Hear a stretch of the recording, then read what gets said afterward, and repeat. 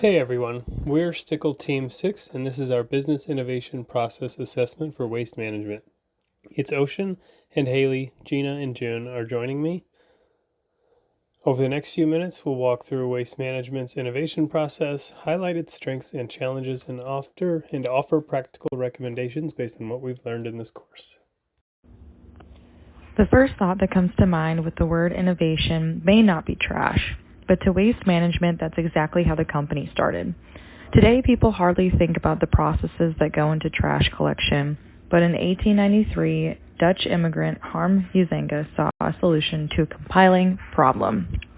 He could use his wagon to remove city trash piled along the streets of Chicago, charging a small fee and completely reinventing the way people saw trash management.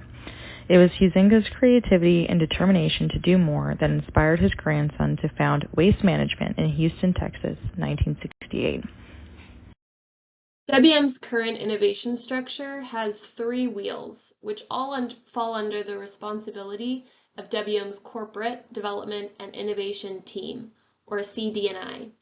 CD&I is an employee-run group who is mainly responsible for overseeing and driving the innovation process.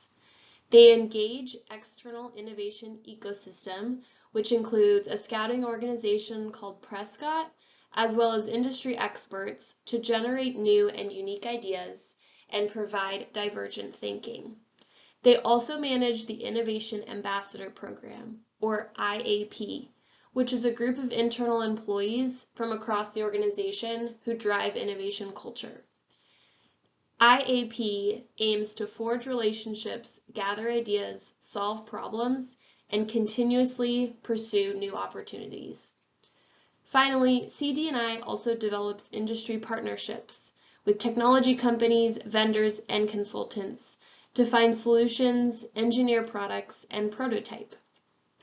The CD&I mission is to help internal and external customers solve their challenges and develop solutions that are scalable within the enterprise and the industry. As mentioned before, CD&I manages the innovation process, which can be seen in the graphic above, known as the idea funnel. It is similar to the convergence and divergence method we learned about in class. However, it highlights the focus areas in 3 innovation stages. First, in the initiation and discovery phase, we have abundance of ideas generated from internal and external stakeholders, which they call the innovation sources. Internal stakeholders include the IAP, other employees, and CD&I team members.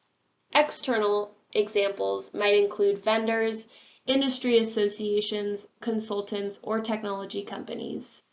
It is important in this stage that we align with leadership and key decision makers to ensure that they have buy-in from the very beginning. CD&I manages and reviews the idea selection at this stage. Next, in the development and demonstration phase, certain ideas are pushed out to the innovation enablers, which includes the IAP members and external innovation ecosystem. And those folks incubate and develop the ideas slowly into potential solutions, with only 1 or 2 ideas moving on to the next phase. So once 1 or 2 ideas are chosen, it moves on to implementation. And this is the responsibility of the CD&I team. They will approach what's known as WM's Corporate Capital Committee for funding. So this committee only funds so many projects a year or a quarter, so they're highly selective. And it's why it's especially important that CD&I engages these folks from the beginning to ensure that this final phase runs smoothly. There are 4 notable innovations of which this innovation process has produced. WM has enlisted industry experts and technology providers to create AI-powered optical sorters to improve recycling accuracy at their material recovery facilities. These robots sort recycling using computer vision and material recognition. WM has also built systems that convert landfill gas to renewable natural gas, or RNG. RNG can be used to fuel vehicles and power homes. WM has also piloted autonomous vehicle technologies and innovative routing tools to reduce fuel usage and optimize pickup schedules. This keeps more trucks off the road. And finally, with the help of frontline employees, WM has developed a smart bin that monitors waste levels to optimize collection routes, reduce collection costs, and decrease environmental impact. All of these solutions and innovations reflect WM's commitment to operational efficiency and positive environmental impact. There are several pros and cons to the innovation process that WM has. You can see those listed on the screen. This SWOT analysis gave us a clearer view of how WM approaches innovation.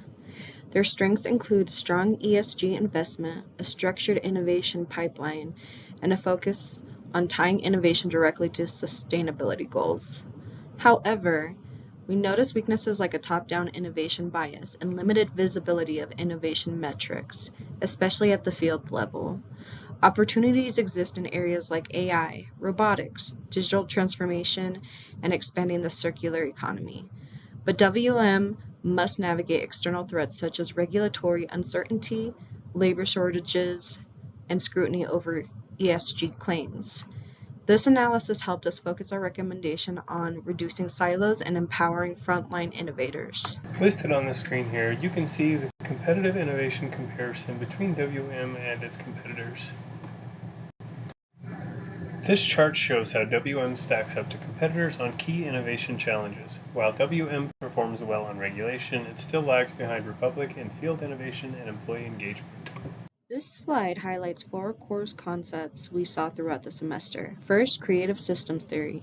WM's structured approach through the CD&I team helped build creative capacities in a repeatable way. Second, entrepreneurship is supported by the Ambassador Program, which gives frontline employees a way to propose bottom-up innovations. Third, we noticed some risk aversion in the organization, which ties to course discussion about the need for psychological safety and clear incentives to take creative risks. And finally, WM's emphasis on customer-focused solutions shows how value creation is embedded in their innovation process.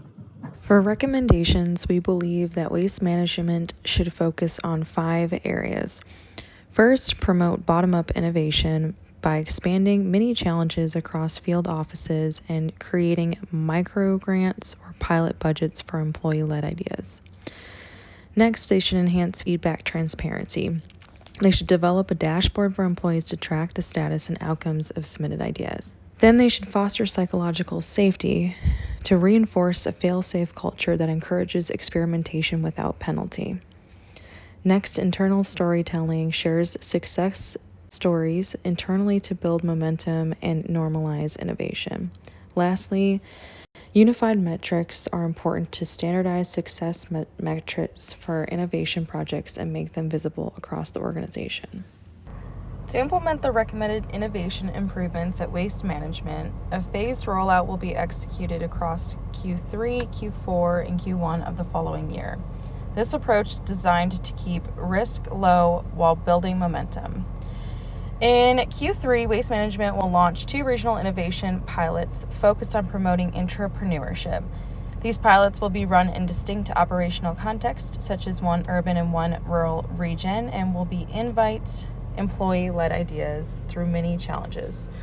2 or 3 selected ideas in each region will be funded, capturing results and learning. In Q4, Waste Management will design and launch an innovation dashboard and employee feedback hub to improve transparency and feedback loops. The dashboard will track idea submissions and performance outcomes using cost savings, employee engagement, and environmental impact. The system will notify employees of decision points, outcomes, and next steps, building a culture of visibility and responsiveness.